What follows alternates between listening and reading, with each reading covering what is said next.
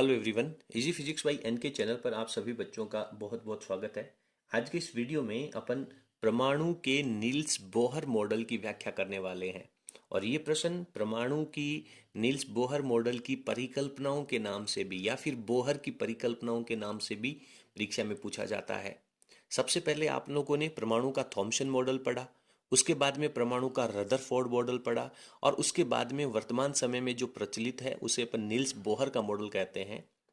सन 1913 में एक प्रोफेसर हुए थे नील्स बोहर।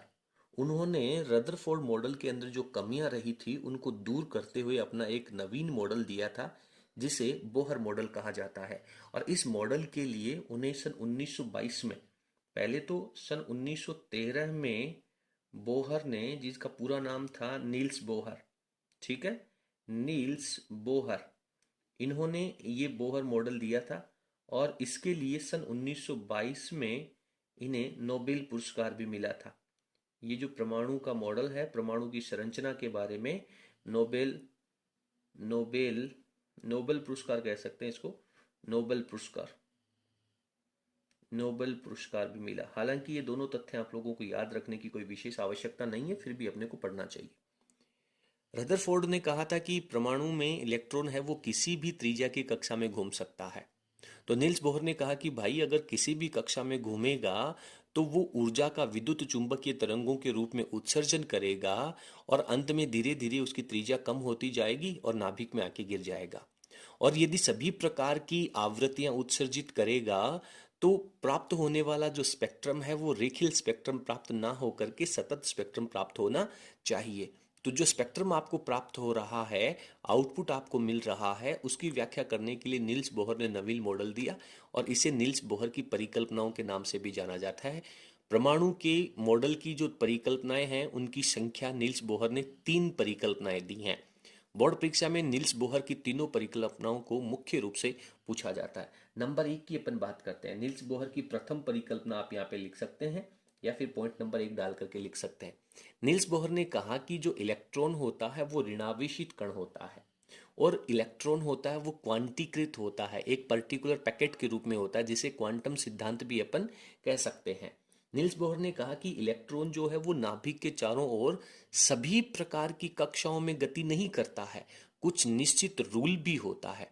नील्स बोहर कहता है कि इलेक्ट्रॉन नाभिक के चारों ओर विशेष कक्षाओं में गति करता है जिन्हें स्थायी कक्षाएं कहते हैं। और इन स्थायी कक्षाओं का रूल ये है कि इलेक्ट्रॉन का जो कोणीय संवेग है, इलेक्ट्रॉन का कोणीय संवेग है वो h/2 पाई, h प्लांक कांस्टेंट है, अपॉन में 2 पाई दूसरा कांस्टेंट है, तो h/2 पाई जो कांस्टेंट है उसका पूर्ण गुणज होना चाहिए। पहले अपन इसका स्टेटमेंट लिखते हैं फिर इसको और आगे व्याख्या करते हैं।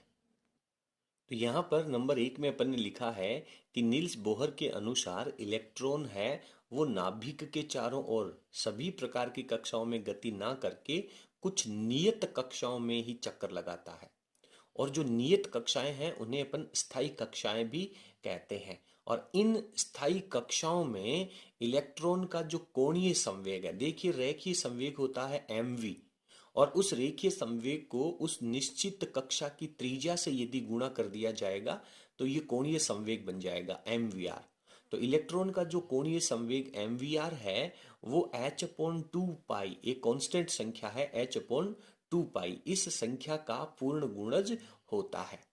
पूर्ण गुणज का मतलब इसको अपन 1 2 3 4 से गुणा कर सकते हैं। तो इस नील्स बोहर की जो परिकल्पना है इसको मैथमेटिकल रूप में अपन mvr बराबर nh/2 पाई के रूप में लिखा जाता है। और जनरली ये जो परिकल्पना है इनको यदि अपन क्रम के अनुसार लिखें तो इसे नील्स बोहर की दूसरी परिकल्पना के नाम से जाना जाता है। पहली परिकल्पना है उसको अपन नीचे लिखने वाले हैं। जनरली बोर्ड परीक्षा में नील्स बोहर की परिकल्पनाएं पूछी जाती हैं तो क्रम का इसमें यहाँ पे कोई विशेष उपयोग नहीं है। लेकिन यदि आपसे पूछा जाता है कि नील्स बोहर की दूसरी परिकल्पना लिखिए, दैट टाइम आपको मुख्य रूप से इस बात को लिखना है। आप वीडियो की स्क्रीन को पॉज करके नोट्स लिख लीजिए, आगे चलते हैं। अगली परिकल्पना की यदि अपन चर्चा करें तो नील्स बोहर कहता है कि इलेक्ट्रॉन जब वृत्ताकार कक्षा में गति करेगा तो उसको अभिकेंद्रीय बल लगेगा। यानी उस इलेक्ट्रॉन के ऊपर अभिकेंद्रीय बल लगेगा। जिस तरह से पत्थर को बांध करके आप रस्सी से पत्थर को बांध करके वृत्ताकार घुमाएंगे तो उस पत्थर के ऊपर बाहर की तरफ एक बल लगता है जिसे अपन अभिकेंद्रीय बल कहते हैं। तो नाभिक के चारों तरफ इलेक्ट्रॉन जब वृत्ताकार कक्षा में गति करेगा तो बाहर की दिशा में एक अभिकेंद्रीय बल लगेगा, और वो जो अभिकेंद्रीय बल है उसको संतुलित करने का जो कार्य है वो इलेक्ट्रॉन नेगेटिव चार्ज होता है। नाभिक है यानी नाभिक में प्रोटॉन होते हैं तो नाभिक पॉजिटिव चार्ज होता है, तो इलेक्ट्रॉन नेगेटिव और नाभिक में पॉजिटिव के बीच में आकर्षण बल लगेगा, यानी इलेक्ट्रॉन का नाभिक की तरफ आकर्षण बल लगेगा। और वृत्ताकार कक्षा में जब इलेक्ट्रॉन गति करेगा तो बाहर की तरफ एक अभिकेंद्रीय बल लगेगा। ये दोनों बल हैं वो एक दूसरे को संतुलित कर लेते हैं, जिससे नियत कक्षा में इलेक्ट्रॉन है वो लगातार समय तक वृत्ताकार पथ के ऊपर गति करता रहेगा। इसे नील्स बोहर की पहली परिकल्पना में मुख्य रूप से लिखा जाता है। मैं यहाँ पे स्टेटमेंट लिखता हूं। तो यहाँ पर अपन ने लिखा है कि वृत्ताकार कक्षाओं में घूमने के लिए, जब इलेक्ट्रॉन वृत्ताकार कक्षाओं में घूमेगा तो घूमने के लिए जो आवश्यक अभिकेंद्रीय बल है, जिसका फॉर्मूला होता है mv² अपॉन r। तो ये जो अभिकेंद्रीय बल है वो इलेक्ट्रॉन और नाभिक के बीच लगने वाले आकर्षण बल से प्राप्त होता है, लगने वाले आकर्षण बल के द्वारा संतुलित होता है। और आकर्षण बल क्या होगा? कूलाम के नियम के अनुसार आप जानते हैं के Q1 Q2 अपॉन r²। तो के की जगह लिखा है मैंने 1/4πε0। Q1 का मतलब हो गया नाभिक का आवेश। नाभिक में कितना आवेश होगा सर? जितने प्रोटॉन होंगे उनका आवेश होगा, क्योंकि न्यूट्रॉन तो उदासीन होता है। और एक प्रोटॉन के आवेश को लिख दिया मैंने E से। और प्रोटॉनों की संख्या कितनी होती है? परमाणु क्रमांक के बराबर। जितना तत्व का परमाणु क्रमांक होता है उतने ही प्रोटॉन्स की संख्या होती है, और परमाणु क्रमांक को अपन Z से लिखते हैं। ठीक है, तो ZE परमाणु क्रमांक यानी प्रोटॉन्स की संख्या, E है वो एक प्रोटॉन का आवेश है, तो ये टोटल धनावेश Q1 हो गया। और इलेक्ट्रॉन के आवेश को अपन E से लिखते हैं, तो Q1 और Q2 की वैल्यू अपॉन में r²। और ये r क्या है? उस पर्टिकुलर वृत्ताकार कक्षक की त्रिज्या है। तो ये मैथमेटिकल फॉर्मेट अपन यहाँ पे लिखते हैं। अंत में अपन नील्स बोहर की जो तीसरी परिकल्पना है उसके बारे में चर्चा करते हैं। ये प्रश्न बोर्ड परीक्षा की दृष्टि से बेहद महत्वपूर्ण है। फटाफट आप स्क्रीन को पॉज करके नोट्स लिख लीजिए, आगे चलते हैं। नील्स बोहर अपनी तीसरी परिकल्पना में कहता है कि यदि कोई इलेक्ट्रॉन एक निश्चित कक्षा में या स्थायी कक्षा में यदि घूम रहा है तो ऊर्जा का अवशोषण और उत्सर्जन नहीं करेगा, चाहे वो अंदर वाली कक्षा में घूम रहा हो या फिर बाहर वाली कक्षा में। एक ही कक्षा में घूमता हुआ इलेक्ट्रॉन है वो ऊर्जा का अवशोषण और उत्सर्जन नहीं करेगा। तो फिर स्पेक्ट्रम के अंदर आपको लाइनें कैसे प्राप्त हुई? यानी कि जब एक इलेक्ट्रॉन है वो अंदर वाली कक्षा से बाहर वाली कक्षा में जाएगा। अंदर वाली कक्षा को अपन निम्न ऊर्जा की कक्षा कहते हैं। इसी चैप्टर में आगे अपन विस्तार पूर्वक अध्ययन करेंगे। तो अंदर वाली जो कक्षा होगी उसमें ऊर्जा का मान कम होगा, और बाहर वाली कक्षा होगी उसमें ऊर्जा का मान ज्यादा होगा। तो कम ऊर्जा वाली कक्षा से जब इलेक्ट्रॉन बाहर अधिक ऊर्जा वाली बाह्य कक्षा में जाएगा तो जितना इन दोनों कक्षाओं की ऊर्जाओं का अंतर है उतनी ऊर्जा फोटोन के रूप में या प्रकाश के रूप में अवशोषित करेगा। यदि इन दोनों कक्षाओं की ऊर्जाओं के अंतर के बराबर उसे एनर्जी मिल गई तो अंदर वाली या निम्न कक्षा वाली, निम्न ऊर्जा वाली कक्षा से इलेक्ट्रॉन है वो ऊर्जा का अवशोषण करके बाह्य कक्षा में चला जाएगा।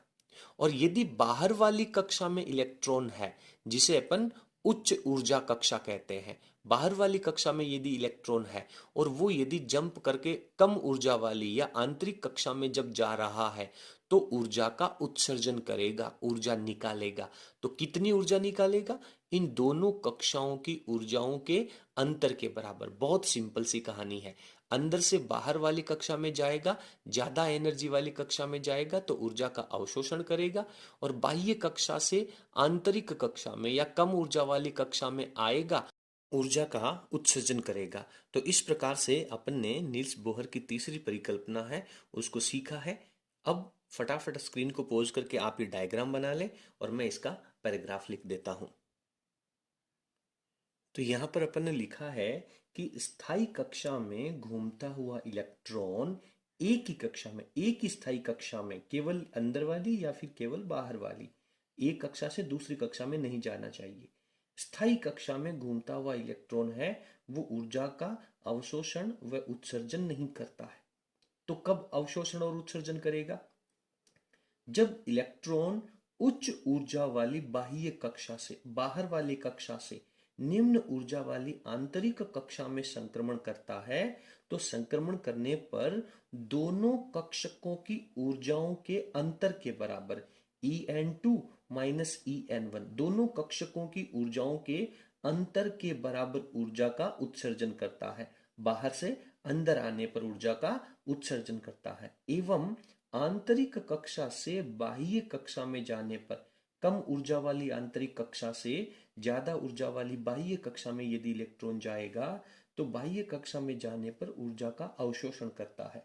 कितनी ऊर्जा का अवशोषण करता है? दोनों कक्षकों की ऊर्जाओं के अंतर के बराबर। तो मैथमेटिकली फॉर्मूला लिखा मैंने, डेल्टा ई ये अवशोषित होने वाली या उत्सर्जित होने वाली ऊर्जा है, ये En2 माइनस En1 के बराबर होता है।